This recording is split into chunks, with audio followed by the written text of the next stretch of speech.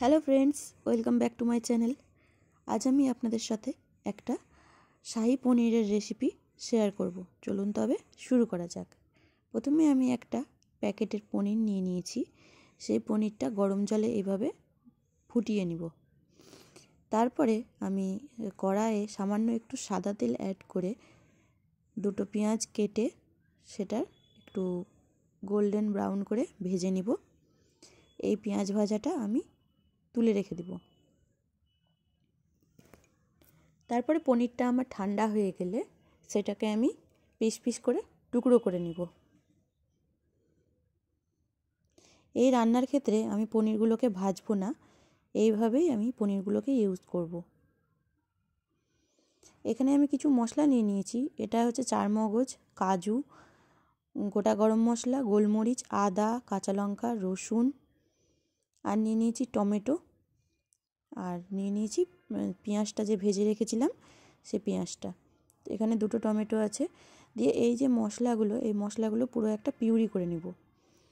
এবার তেলের মধ্যে, এটা সম্পূর্ণ সাদা তেলেই রান্না হবে, আপনারা চাইলে এর মধ্যে বাটার অ্যাড করতে পারেন। এই তেলের মধ্যে এই মশলাটা ঢেলে দিব।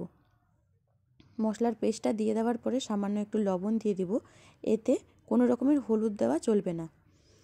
এবার আমি একটা ছোট প্যানের মধ্যে সামান্য একটু বাটার আর গোটা গরম মশলা এইভাবে গরম করে নিয়েছি।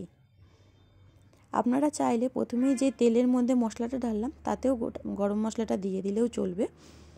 আমি পরে থেকে এইভাবে অ্যাড করেছি। তো রান্নাটা চাইলে পুরোপুরি বাটার দিয়েও করতে পারেন বা বাটার সাদা তেল মিক্স করেও রান্নাটা করতে পারেন। তো দেখুন, যখন এরকম মশলা থেকে তেল ছেড়ে আসবে তো তখন আমি এর মধ্যে কিছুটা দুধ অ্যাড করব।